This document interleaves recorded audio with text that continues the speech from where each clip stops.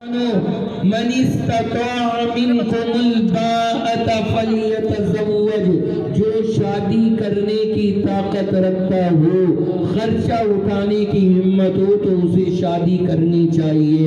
ومن لم یستطع، اور اگر خرچہ نہیں اٹھا سکتا، اپنی سسرال سے لسٹ بنا کر کے دے رہا ہے، اپنی سسرال میں پرچہ بھیج رہا ہے کہ مجھ کو یہ چاہیے، مجھ کو یہ چاہیے، مجھ کو یہ چاہیے، اللہ کے نبی نے فرمایا فعلیہ بالصوم، ایسے آدمی کو چاہیے کہ شادی نہ کرے، روزے رکھے، کیونکہ جب تیرے پاس کچھ ہے ہی نہیں، تیرے پاس اپنا خرچہ چلانے کے لیے نہیں ہے تو شادی کیوں کر رہا ہے؟ چپ چاپ آدمی کو صبر کرنا چاہیے اور روزے رکھنے چاہیے تاکہ روزہ رکھ کے شہوات اور جذبات کنٹرول میں رہیں اور آدمی حرام میں نہ جائے۔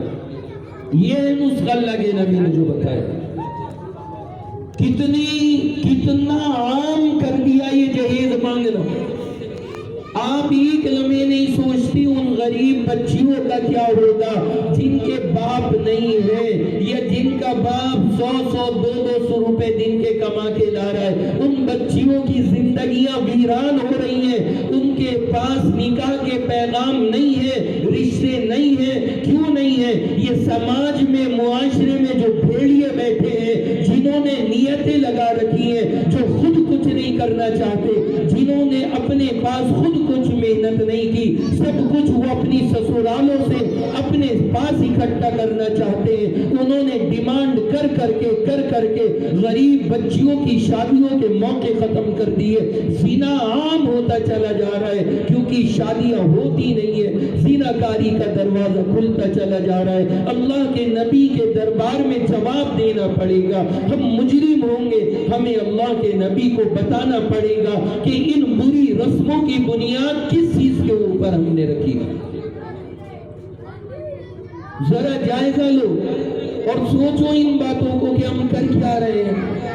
ابھی میرا ایک جگہ پروگرام تھا، وہاں میں نے یہ بات ذکر کی تو بیان سے فارغ ہونے کے بعد ایک شخص کہنے لگا کہ مفتی صاحب، حضور علیہ السلام نے حضرت فاطمہ کو بھی تو کچھ سامان دیا تھا، اگر دیا تھا تو پھر کیا پریشانی؟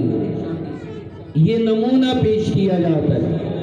سمجھنا مسلمانوں، میرے نبی نے فاطمہ کو 2-4 چیزیں دی تھی، چکی، مشکیزہ پانی لانے والا، ایک آدھ بچھانے کی چیز اللہ کے نبی نے بے شک دی تھی، لیکن یہ سمجھنا کہ حضرت علی نے کیا ڈیمانڈ کی تھی؟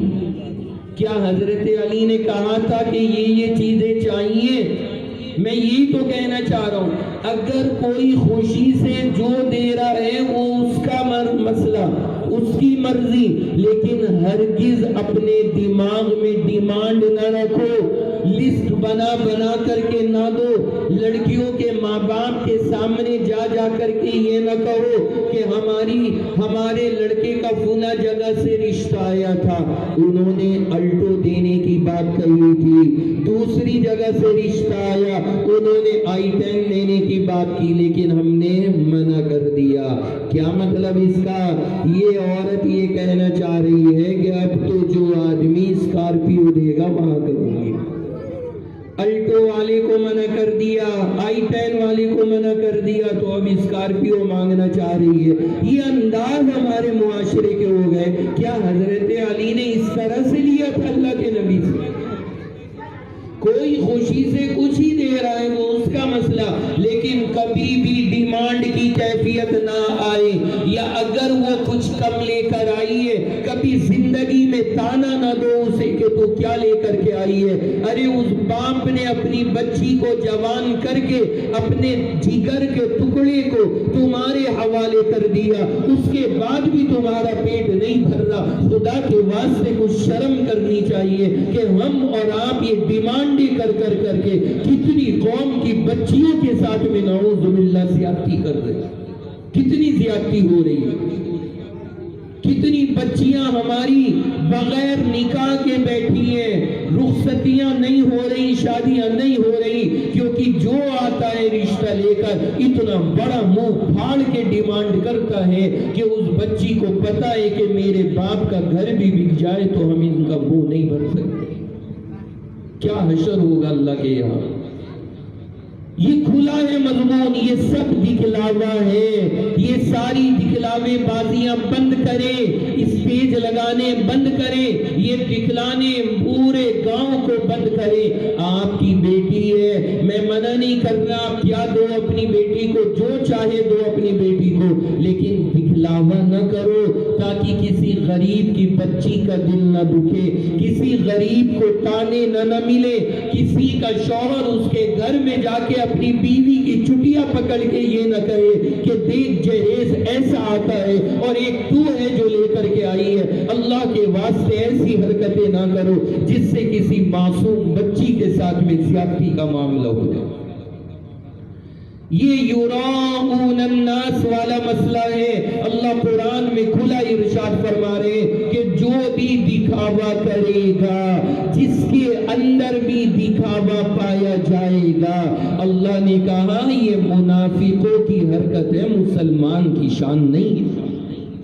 ختم کریں یہ دکھاوا، ہر چیز اللہ کے لیے کریں، جسے دینا ہے دیں، لیکن کسی کا مذاق نہ بنائیں۔ غریبوں کو دے رہے ہیں، سردیاں آئیں کمبل بانٹ رہے ہیں، 4 کمبل بانٹے۔ امر اجالا دینک جاگرن والوں کو پہلے بلا لیا کہ فوٹو کھینچنا اور فرنٹ پہ چھاپنا کہ دیکھو صاحب کمبل بانٹ رہے ہیں۔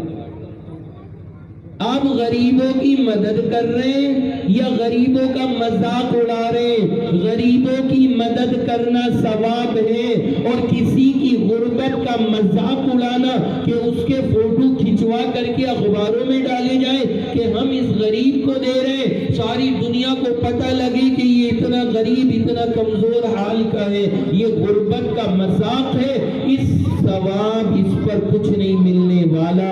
اسی طرح کی سخاوت پہ وہ سوال حاتم تائی کے بیٹے نے کیا، یا رسول اللہ میرا باپ اتنی سخاوت کرتا تھا، کچھ فائدہ ہوا اسے؟ کیا جواب دیا میرے نبی نے؟ حضور علیہ السلام نے ارشاد فرمایا کہ تیرے باپ حاتم تائی نے سخاوت بے شک کی، لیکن اس کی نیت کیا تھی؟ لیقال انہ سخی۔ اللہ کے نبی نے فرمایا وہ نیت یہ کرتا تھا جب بھی خرچ کرتا تھا کہ دنیا والے مجھے سخی کہے، میں اس لیے خرچ کر رہا ہوں۔ حضور نے فرمایا حاتم تائی کو اس کے خرچ کیے ہوئے مال میں اس کی سخاوت کا 1 روپے کا فائدہ آخرت میں نہیں ہونے والا۔ کلیئر فرما دیا، ساری دنیا سخی کہہ رہی ہے، کہتی رہے، اللہ قیامت میں اسے اٹھا کر کے کہہ دے گا کہ تو نے خرچ کیا تھا تاکہ تجھے سخی کہا جائے، ساری دنیا نے تجھے سخی کہہ دیا، تیرا حساب برابر، اب اللہ کے یہاں کچھ نہیں ملے گا۔ حاتم تائی دنیا سخی کہے لیکن اللہ کے یہاں وہ سخی نہیں، ریاکار ہے، دکھاوا کرنے والا ہے، کوئی ثواب اسے اس کی نیکی کا نہیں ملا۔ یہ میرے نبی کا فیصلہ ہے اس کی نیت کی وجہ سے۔ اس لیے میرے پیارو یہ تیسری چیز میرے اللہ نے ذکر فرمائی کہ منافق پہلے نمبر پہ دھوکے باز ہوتا ہے، دھوکہ دینا بند کر دو۔ دوسری چیز بتائی منافق نماز میں سستی کرتا ہے، نماز میں سستی بند کرو، چستی پیدا کرو، فکر کے ساتھ نماز پڑھنے کی عادت ڈالو۔ تیسری چیز بتائی منافق دکھاوا کرتا ہے، آپ اپنے تمام کام کیجئے لیکن خدا کے واسطے ریاکاری اور دکھاوا مت کیجئے۔ یہ بلٹ لے کر کے آ رہے ہیں آج کل، موٹی موٹی وہ بائک، اور لانے کے بعد اس کو لے جاتے ہیں دکان پر، کئی ہزار روپے الگ سے دے رہے، کائیں کے دے رہے ہیں، اس کے سائلنسر میں ایسی آواز کر دے کہ جس گلی سے گزروں اگر کوئی دل کا مریض ہو تو وہ بیچارہ مری جائے، ایسی آواز کر دے۔ عام ہو رہی ہیں یہ آوازیں شہر میں، ہم رات دن سنتے رہتے، یہاں بھی ہو سکتا ہے یہ وبا چل رہی ہو۔ یہ کیوں کیا جا رہا ہے؟ بلٹ چلانا کوئی گناہ نہیں ہے، بلٹ استعمال کرنا کوئی غلط نہیں ہے، لیکن ظالم یہ جو آواز لگائی ہے کہ مسجد کے پاس سے گزر جائیں تو کمزور دلوں کے افراد کا دل حرکت کرنے لگے، اگر کہیں یہ مجلس میں چلا جائے، کسی محلے سے اگر یہ گزر جائے تو اس محلے میں اگر کوئی دل کا بیمار بندہ پڑا ہے، اس بیچارے کو بستر پہ تڑپنے کی کیفیت پیدا ہو جائے، یہ اذیت دوسروں کو پہنچانا، یہ دوسروں کو ستانا، یہ حرام ہے۔ یہ کیوں لگائی جا رہی ہے آواز؟ تاکہ جب میں کسی محلے سے گزروں، کسی روڈ پہ سے گزروں، کسی راستے پہ سے گزروں، سارے محلے کو پتہ چل جائے کہ یہ محلے کا سب سے زیادہ دکھاوا کرنے والا انسان جا رہا ہے، یہ وہ جا رہا ہے جسے دوسروں کو ستانے میں مزہ آتا ہے، یہ وہ شخص جا رہا ہے جو دوسروں کو اذیت پہنچا کر کے خوش ہونے والا انسان ہے۔ آج یہ مرض ہمارے معاشرے میں عام ہو رہا ہے۔ آپ استعمال کرو، بلٹ استعمال کرو، کوئی اور بائک اللہ نے 2-2 لاکھ کی بائک استعمال کرو، لیکن خدا کے واسطے یہ دکھاوا نہ کرو، یہ ریاکاری نہ کرو۔ کسی مریض کے دل سے اگر نکل گئی تو یہی بلٹ ہماری موت کا اور اللہ کی پکڑ لانے کا ذریعہ بن سکتی ہے۔ یہ سب دکھاوے بنا وجہ کی چیزیں ہیں۔ اس کو میرے اللہ نے ذکر کیا یراؤن الناس، کہ یہ بھی عادت منافقوں میں ہوتی ہے کہ یہ دکھاوا بہت کرتے ہیں۔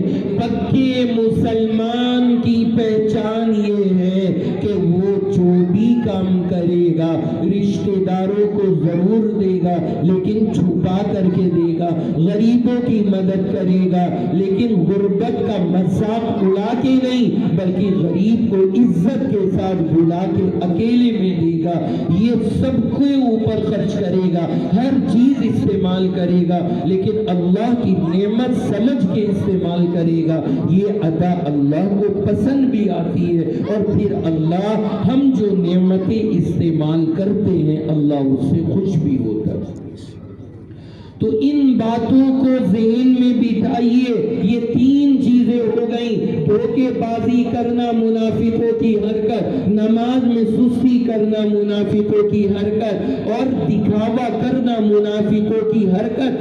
خطرہ ہے کہ اگر ہم نے ان حرکتوں سے توبہ نہ کی تو پتہ نہیں اللہ ہمارے ساتھ کیا معاملہ فرمائیں گے، کیا حشر ہوگا جب ہم اتنی نالائق جماعت کی اس جماعت کی نقل کریں گے جو جماعت ہمیشہ کے لیے جہنم میں جانے والی ہے۔ تو پھر ظاہر سی بات ہے ہم اور آپ بھی اللہ کے غصے اور اللہ کی ناراضگی کا ٹھکانہ بن جائیں گے، اور اللہ کا غصہ اور غضب ہمارے اوپر بھی ہوگا۔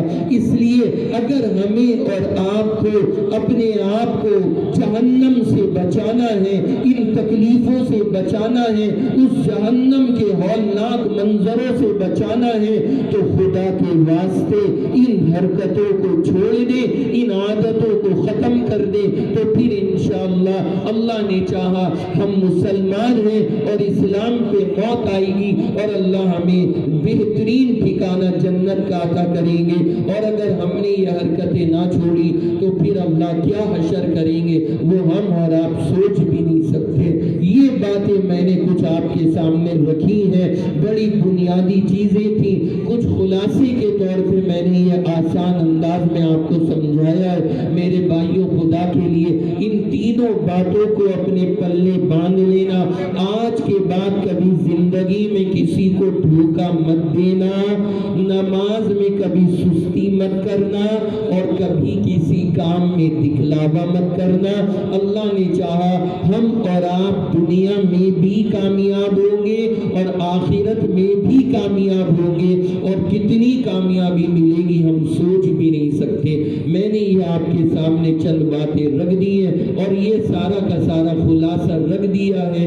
اسی وقت تک کے لیے مجھے حکم دیا گیا تھا آپ سے بات کرنے کا، وہ وقت میرا مکمل بھی ہو گیا، اللہ کے فضل سے مضمون بھی پورا ہو گیا۔ خدا کے واسطے ان باتوں کو یاد رکھنا، عمل کرنا، اور اگر ہم اور آپ عمل کریں گے تو انشاءاللہ دنیا میں بھی عزت، آخرت میں بھی سکون ملے گا۔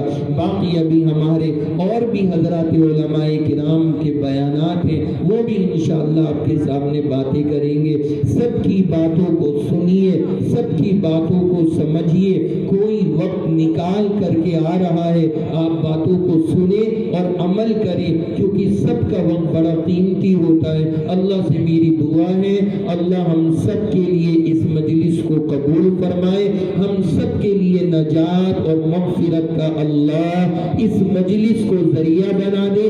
جو باتیں میں نے اس مجلس میں کہی ہیں اللہ خود مجھ کو بھی اور آپ تمام لوگوں کو عمل کی توفیق عطا فرما دے، اور جن لوگوں نے، جس ادارے نے، جن حضرات نے یہ خوبصورت اور شاندار پروگرام منعقد کیا، ان حضرات نے جو محنتیں کی ہیں، اللہ ان محنت کرنے والوں کو، جس نے چاہے بدنی خدمت کی ہو یا مالی خدمت کی ہو، اللہ اس کا بہترین اجر اسے عطا فرمائے۔ وآخر دعوانا ان الحمد للہ رب العالمین۔